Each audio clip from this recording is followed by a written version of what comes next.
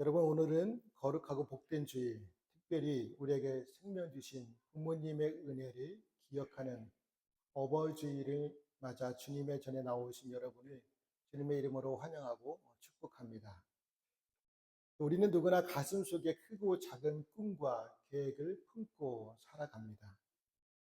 자녀가 평탄하게 잘 되기를 바라는 부모의 꿈, 안정된 가정을 꾸리려는 꿈, 일터와 사역에서 열매를 맺고자 하는 등 저마다 인생의 아름다운 밑그림을 그리며 살아갑니다. 하지만 우리가 정성껏 그린 그 밑그림대로 인생이 늘 순탄하게 흘러가던가요? 안타깝게도 그렇지 않을 때가 참 많습니다. 때로는 내가 철석같이 믿고 있던 계획들이 산산조각이 나고 도저히 이해할 수 없는 캄캄한 구덩이에 빠진 것 같은 막막한 순간을 마주하기도 합니다. 왜 하필 내게 이런 일이 일어날까? 하나님이 살아계시다면 왜 내 기도를 외면하실까 하며 깊은 절망에 빠지기도 합니다.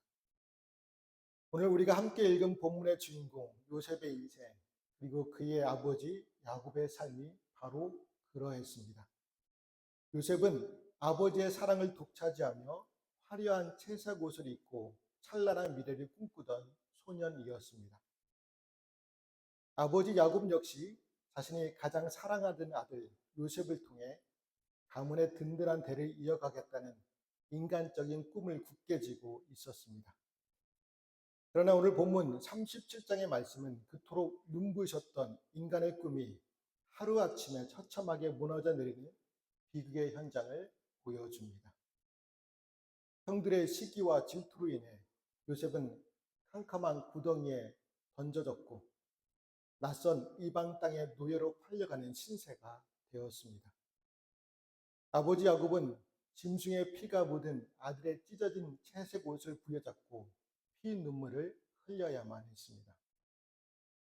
인간의 눈으로 볼 때 요셉의 인생은 완전히 끝난 것 같습니다. 야곱의 꿈도 처참히 짓밟혔습니다. 그러나 바로 여기에 기독교의 역설이 있습니다.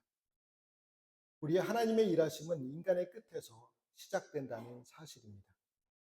내가 굳게 쥐고 있던 인간적인 꿈과 계획이 산산조각 난 바로 그 절망의 자리에서 하나님은 크고 위대한 자신의 진짜 꿈을 직조해 내기 시작하십니다.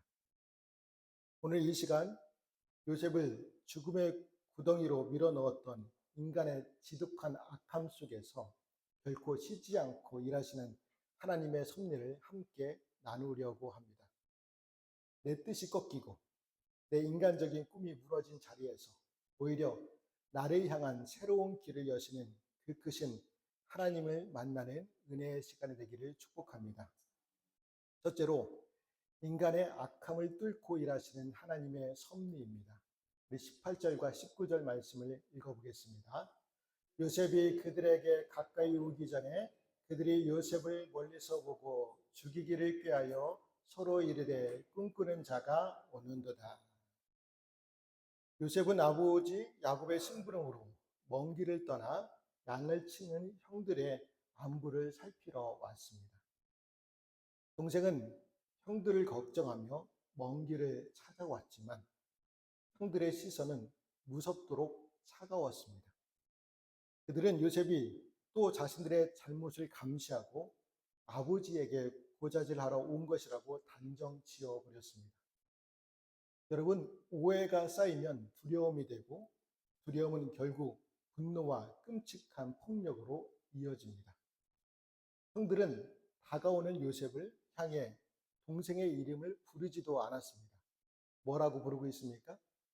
꿈꾸는 자, 다른 말로 하면 꿈쟁이라고 부르고 있습니다. 이것은 단순한 변명이 아닙니다. 지독한 조롱이자 무서운 낙인이었습니다. 누군가에게 낙인을 찍는 순간 우리는 상대방을 이해하려는 노력을 멈추게 되고 폭력을 정당화하게 됩니다. 우리는 성경의 첫 페이지부터 폭력을 정당화하는 모습을 목격합니다. 바로 형 가인이 동생 아벨을 질투해서 돌로 쳐 죽인 사건입니다. 인류 최초의 살인이었죠. 이 악한 마음은 멈추지 않고 흘러서 결국 우리를 구하러 오신 예수님의 십자가에 못 박아 죽이는 엄청난 죄로 이어졌습니다. 그런데 이 이야기가 옛날 성경 속 이야기로만 끝나나요? 지금 우리가 사는 세상을 보십시오. 뉴스만 틀면 돈 몇 푼 때문에 사람을 쉽게 죽였다는 소식이 나옵니다. 심지어 부모가 자식을, 자식이 부모를 해치는 도저히 믿을 수 없는 일들이 우리 주변에서 매일 일어나고 있습니다. 한 철학자는 이런 인간을 보며 이렇게 한탄합니다. 지구에서 자기 편을 가장 많이 죽이는 동물은 인간뿐이다. 배가 고픈 것도 아니면서 재미나 욕심 때문에 다른 생명을 이렇게 많이 죽이는 존재는 사람밖에 없다. 이 모습들이 무엇을 말해줄까요? 바로 인간의 마음이 본래 얼마나 깊이 병들고 악한지를 보여줍니다. 우리는 스스로 착하다고 생각하지만 욕심이 눈에 멀면 사자보다 더 잔인해질 수 있는 존재입니다. 오늘 이 시간 우리의 마음속에 숨겨진 욕심과 미움을 솔직하게 하나님 앞에 내려놓아야 합니다. 우리 힘으로는 이 악한 마음을 고칠 수가 없습니다. 오직 하나님의 사랑만이 우리의 마음을 깨끗하게 변화시킬 수 있습니다. 요셉을 향한 형들의 끔찍한 음모는 그를 멀리서 바라보는 데서 시작되었습니다. 감정이 격해지고 미움이 강해질수록 우리는 사람을 자꾸만 멀리서 판단하려고 합니다. 하지만 가까이 가면 어떻습니까? 그 사람의 진짜 표정이 보이고 숨겨진 사정이 들리며 단단했던 오해가 녹아내리기 시작합니다. 우리 마음속에 누군가를 향한 미움과 섣부른 판단이 올라올 때 먼저 그 사람과의 거리부터 줄이시기를 바랍니다. 증오는 사람을 멀리서 보게 하고 낙인은 사람을 한 단어의 감옥에 가두지만 가까이 다가감은 왜곡을 줄이고 생명을 살려냅니다. 형들이 요셉을 꿈꾸는 자로 낙인 찍고 멀리서 바라본 것은 한 인격체를 그저 제거할 대상으로 전락시켜 버린 무서운 폭력이었습니다. 그래서 우리가 누군가에게 가까이 다가간다는 것은요, 단순히 물리적인 거리를 좁히는 것을 넘어섭니다. 서로의 연약함과 아픔을 있는 그대로 품어주고 안아주는 진정한 삶의 공동체, 생명의 공동체로 회복된다는 것을 의미합니다. 형들은 단순히 요셉을 한 사람을 제거하려는 것이 아니었습니다. 요셉을 죽여 그 불길한 꿈이 현실이 되는 것을 막고자 했습니다. 요셉이 무슨 꿈을 꾸었기에 형들이 그 꿈을 막으려 했을까요? 요셉은 두 가지 꿈을 꾸고 가족들에게 알리게 되죠. 형제들의 곡식단들이 요셉의 곡식단 앞에 절하고 해와 달 11별들이 요셉에게 절한다는 꿈이었습니다. 둘 다 자신이 왕이 되고 형제들은 신하나 백성이 된다는 꿈이었습니다. 꿈이 요셉에게는 자신을 향한 하나님의 계획이었지만 형제들에게는 왕이 되고자 하는 동생의 야망에 불과했습니다. 형들은 하나님에게서 온 꿈임을 인정하지 않았기에 그 싹을 아예 잘라버리라고 하였습니다.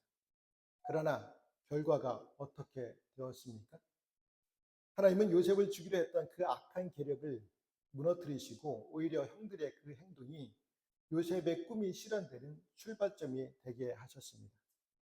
하나님께서는 형들의 악한 계획까지도 들어 사용하셔서 요셉을 통해 가족을 구원하시고자 하시는 뜻을 이루셨습니다.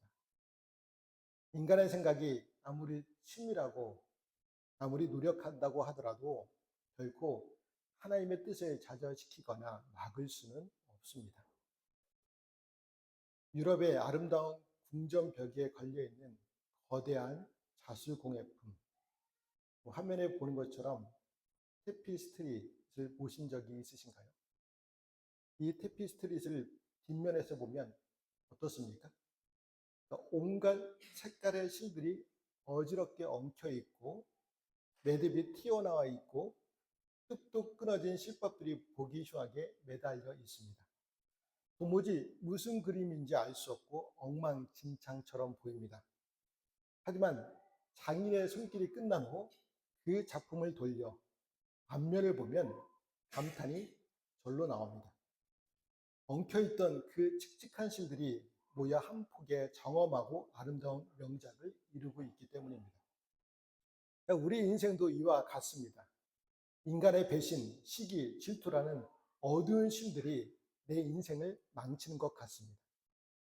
내가 보는 내 인생의 뒷면은 요셉의 구덩이처럼 엉망진창입니다. 그러나 하나님은 그 악한 실타래 마저 재료로 삼으십니다. 마침내 하나님의 시간에 우리의 인생의 앞면을 뒤집어 보았을 때 인간의 악함까지도 선으로 바꾸어 구원의 명작을 만들어내신 하나님의 위대한 섭리를 찬양하게 됩니다. 그렇다면 하나님 앞에서 우리가 가져야 할 현명한 태도는 무엇이겠습니까? 바로 내 뜻과 고집을 버리고 하나님의 계획에 무조건 순종하는 것입니다. 내 뜻을 앞세울수록 고통만 가중될 뿐 결국 모든 일은 하나님의 뜻대로 이루어집니다. 그러므로 모든 일에 먼저 기도로 하나님의 뜻을 구하시기 바랍니다. 때론 그 뜻이 내 마음에 들지 않고 이해가 되지 않아도 내 뜻을 십자가에 못 박고 주님께 맡길 때 우리의 삶에 참된 형통과 평강이 임하게 될 줄 믿습니다. 둘째로 유일한 구원자는 오직 하나님 한 분이십니다. 우리 27절 말씀도 같이 읽어보겠습니다. 자, 그를 이스마엘 사람들에게 팔고 그에게 우리의 손을 대지 말자. 그는 우리의 동생이요 우리의 혈육이리라 하니 그의 형제들이 청종하였더라. 요셉을 구덩이에 던졌을 때 맏형 르우벤은 나중에 요셉을 몰래 구해내려고 하였습니다. 하지만 르우벤의 치명적인 실수는 지금 당장 책임지지 않고 그 자리를 떠났다는 데 있었습니다. 아무리 좋은 선이라도 지금 당장 행동하지 않으면 악의 거대한 흐름을 끊을 수 없습니다. 반면 유다는 달랐습니다. 그는 우리의 동생이요 우리의 혈육이리라 하며 지워졌던 관계를 다시 일깨웠고 은 20에 동생을 팔아 생명만을 살려두자고 제안합니다. 완벽하고 순수한 제안은 아니었지만 이 작은 여지가 훗날 형제들이 야곱에서 화해하게 되는 회복의 통로가 되었습니다. 그렇다면 르우벤과 유다가 없었다면 요셉은 죽었을까요? 결코 그렇지 않습니다. 요셉을 살리시는 분은 르우벤도 유다도 아닌 오직 하나님 한 분뿐이셨습니다. 그들은 단지 하나님의 도구로 쓰임 받았을 뿐이었습니다. 이때 내가 만일 잠잠하여 말이 없으면 유다인은 다른 데로 말미암아 노임과 구원을 얻으려니와 모르드게가 에스더에게 한 이 고백처럼 유다인을 구원하는 것은 에스더가 아니라 오직 전능하신 하나님이십니다. 또 범죄한 북이스라엘에 3년 반 동안 비가 내리지 않는 징계를 주어졌을 때 엘리야가 생존할 수 있었던 것은 하나님께서 까마귀와 사르밧 과부에게 양식을 공급해 주셨기 때문입니다. 까마귀와 사르밧 과부는 도구에 불과했습니다. 한 환자가 생명을 위협하는 큰 병에 걸려 대수술을 받게 되었습니다. 명의로 소문나는 훌륭한 의사가 밤을 새워가며 수술을 집도했고 마침내 환자는 기적적으로 건강을 회복할 수 있었습니다. 퇴원하는 날, 이 환자가 병실을 나서며 수술실에 쓰였던 차가운 메스와 수술용 고무장갑을 끌어안고 나를 살려주어 고맙다며 눈물을 흘린다면 얼마나 우스운 일이겠습니까? 환자는 마땅히 자신을 살려낸 집도에게 감사를 표해야 하는 것이죠. 수술칼과 장갑은 생명을 살리기 위해 쓰임받은 도구일 뿐입니다. 르우벤도 유다도 광야의 이스마엘 상인들도 모두 요셉의 목숨을 연장한 수술칼과 같은 도구에 불과했습니다. 내 삶의 위기가 닥쳤을 때 사람이라는 도구에 의지하거나 사람이 날 도와주지 않는다고 원망하지 말아야 합니다. 우리 인생을 집도하시고 사망의 구덩이에서 우리를 직접 건져내시는 유일한 분은 구원자 오직 만군의 여호와 한 분뿐이십니다. 이처럼 우리를 구원하시고 보호하시는 유일한 분은 오직 전능하신 하나님이십니다. 하나님께서는 자기 백성을 위협 가운데 결코 버려두지 않으시고 어떤 수단과 방법으로라도 그 모든 위험에서 건져내시고 안전하게 보호하시는 분이십니다. 여러분, 모든 상황이 차악으로 치닫고 기대했던 사람들이 등을 돌릴지라도 결코 낙심하지 마시기 바랍니다. 여러분을 구원하시고 눈동자처럼 지키시는 분은 오직 하나님 한 분뿐이심을 믿으시기를 바랍니다. 첫째로, 하나님은 끝을 길로 바꾸십니다. 우리 35절과 36절 말씀도 같이 읽어보겠습니다. 그의 모든 자녀가 위로하되 그가 그 위로를 받지 아니하려 그대 내가 슬퍼하며 수월로 내려가 아들에게로 가리라 하고 그의 아버지가 그를 위하여 울었더라. 그 미디안 사람들의 그를 애굽에서 바로의 신하 친위대장 보디발에게 팔았더라. 요셉의 화려한 채색 옷은 돌아왔지만 정작 요셉은 돌아오지 못했습니다. 형들은 아버지 야곱에게 짐승의 피를 묻힌 찢어진 옷을 내밀며 묻습니다. 우리가 이것을 발견하였으니 아버지의 아들의 옷인가 보소서. 참으로 잔인한 질문이죠. 자신들의 입으로 죽었다거나 짐승에게 찢겼다고 말하지 않았습니다. 사실 확인을 빙자하여 아버지가 스스로 끔찍한 결론을 내리도록 교묘하게 유도하였습니다.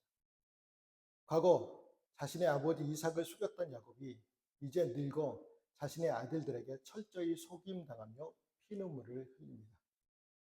야곱은 모든 위로를 거부하고 절망의 방에 갇혀버렸습니다. 모든 아들들이 위로하였지만 사랑하는 아들 잃은 야곱의 마음은 그 무엇으로 위로받지 못하였습니다. 지금 야곱의 심정은 요셉을 만날 수만 있다면 지금도 불사하고 싶었습니다. 그래서 스올로 내려가 아들에게로 가겠다고 하면서 통곡하였습니다. 여러분, 이것이 부모의 마음이죠. 자식의 아픈 앞에서는 내 목숨조차 아깝지 않고 차라리 내가 대신 죽어 너를 살릴 수만 있다면 지옥에라도 기꺼이 가겠다는 그 애끓는 심정이 바로 우리를 향한 이 땅의 부모님들의 마음입니다. 오늘 어버이주일을 맞아 진자리 마른 자리 갈아뉘으시며 우리의 생명을 지켜내신 육신의 부모님께 깊은 감사와 공경을 올려드려야 합니다. 더 나아가 야곱 자신이 그토록 사랑했던 아들 요셉과 그를 통해 이루렸던 자신의 굳건한 계획을 내려놓아야만 했던 이 고통의 시간은 역설적으로 신앙의 유산이 다음 세대로 온전히 흘러가기 위해 반드시 거쳐야 할 영적 성숙, 곧 신앙의 생애 주기에서 마주하는 중요한 관문이기도 했습니다. 우리들 역시 자녀를 향한 나의 기대와 계획을 십자가 앞에 내려놓고 기도로 바꿀 때 다음 세대로 생명이 흘러가는 온전한 신앙의 계승이 일어날 수 있습니다. 그런데 이 야곱의 찢어지는 고통 속에서 우리는 또 다른 아버지의 얼굴을 보게 됩니다. 바로 죄로 인해 죽어가는 우리를 향한 하나님 아버지의 애타는 마음입니다. 하나님 아버지의 사랑은 육신의 부모를 뛰어넘습니다.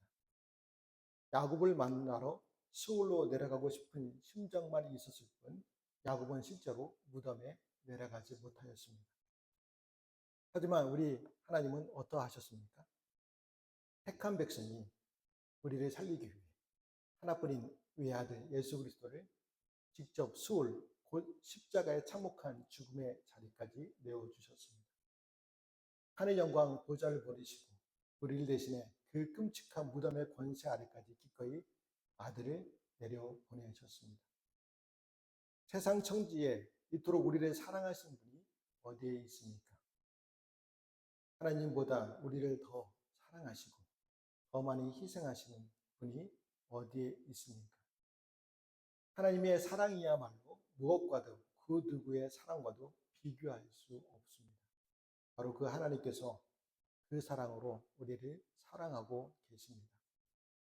힘들고 어려울 때 여러분을 사랑하는 하나님께 나아가야 합니다. 고난 중에 여러분을 위해 죽음까지 내려가시기를 마다하지 않으시는 하나님께 나아가야 합니다.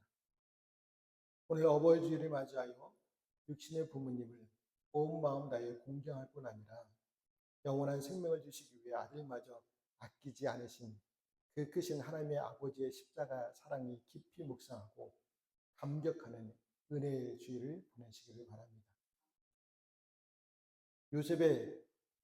요셉이 애굽의 친위대장 보디발의 집으로 팔려간 36절의 짧은 기록 안에는 소름 돋는 하나님의 섭리가 숨어 있습니다. 애굽은 훗날 이스라엘이 큰 민족을 이루게 될 영적 인큐베이터였습니다.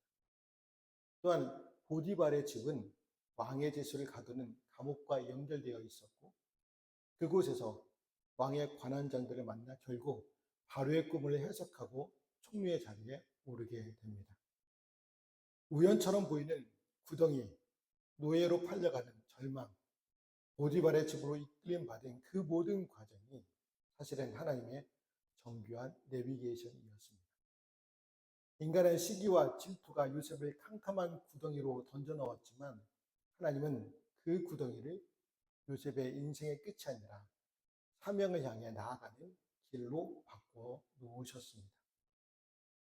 우리가 초행길을 운전할 때 무엇을 키게 되죠? 내비게이션을 켭니다. 운전을 하다 보면 나의 실수나 혹은 도로의 통제로 인해 원래 가야 할 길을 벗어나 엉뚱한 골목으로 들어설 때가 있습니다. 눈앞에 길이 꽉 막혀버린 막다른 길을 마주하면 우리는 당황합니다. 아, 이제 끝났다. 약속의 시간에 늦었다 하고 탄식합니다. 그러나 바로 그 순간 내비게이션에서 익숙한 음성이 들립니다. 경로를 이탈하여 새로운 경로를 재탐색합니다. 내비게이션은 막다른 길에서 끝내지 않고 오히려 교통체증이 없는 전혀 새로운 길을 순식간에 찾아내어 결국 우리를 목적지로 인도합니다. 요셉이 보디발의 집으로 팔려간 것은 인간의 노래는 인생이 끝난 막다른 골목길이었습니다. 하지만 영광의 하나님은 완전한 영적 내비게이션이 되셨습니다. 인간의 제약이 요셉의 길을 막는 그 순간 하나님은 경로를 재탐색하셔서 애굽의 총리라는 가장 완벽하고 빠른 길로 요셉을 인도하셨습니다. 인생의 캄캄한 구덩이와 막다른 골목을 만났습니까? 끝이라 절망하지 말아야 합니다. 바로 그곳에서 여러분을 향한 하나님의 새로운 길을 열리기 시작합니다. 성도의 삶에 일어나는 모든 일에는 버릴 것이 하나도 없습니다. 당장 내 앞에 닥친 시련이 너무 고통스럽고 억울할지라도 그것을 우리를 구원하시고 더 큰 복을 주시기 위한 하나님의 퍼즐 조각입니다. 저 자신에게 아무리 고통스럽고 힘든 시련이 닥친다 하더라도 결코 불평하거나 하나님을 원망해서는 안 됩니다. 그리고 우리에게 일어난 작은 것 하나라도 무심히 지나쳐서는 안 됩니다. 과연 이 일을 통해 하나님께서 나에게 말씀하시고자 이루고자 하시는 것이 무엇인가를 생각해야 합니다. 그럴 때 우리의 하루하루가 기쁨이 찬 삶이 될 수 있습니다. 작은 일 하나라도 무심히 지나치지 마시고 하나님 이 일을 통해 내게 원하신 듯이 무엇입니까?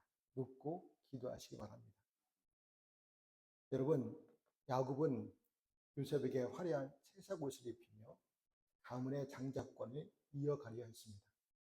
그것은 야곱의 인간적인 꿈이었습니다. 오늘 그 채색옷이 갈기갈기 찢겨 피 묻은 채로 돌아왔습니다. 야곱의 꿈은 산산조각이 났습니다. 인간이 화려하게 색칠한 채색옷은 결국 짐승의 피에 찢겨 쓰레기가 되었습니다. 하지만 바로 이 지점이 우리에게 주어지는 놀라운 보급입니다. 우리가 그 찢어진 인간의 꿈을 십자가 앞에 내려놓을 때 하나님은 예수 그리스도의 보혈로 짠 가장 영광스러운 구원의 옷, 생명의 옷을 우리와 우리의 자녀들에게 입혀 주십니다. 아버지 야곱의 인간적인 꿈이 처참하게 무너진 바로 그 자리에서 요셉을 향한 하나님의 진짜 위대한 꿈이 비로소 시작되고 있었습니다. 내 독자 이삭을 내려놓을 때 여호와 이르를 경험했던 아브라함처럼 내가 움켜쥐고 있던 인간적인 꿈과 야망을 십자가 앞에 온전히 내려놓을 때 우리 인생을 향한 하나님의 찬란한 꿈은 비로소 시작됩니다. 한 주간 살아가는 동안 우리를 구덩이에서 건져 길을 내시는 그 하나님의 섭리를 온전히 믿으시기 바랍니다. 내 뜻을 꺾고 하나님의 크신 꿈을 가슴에 품고 승리하며 나가는 저와 여러분의 삶이 되시기를 주님의 이름으로 말씀을 드립니다. 기도하시겠습니다.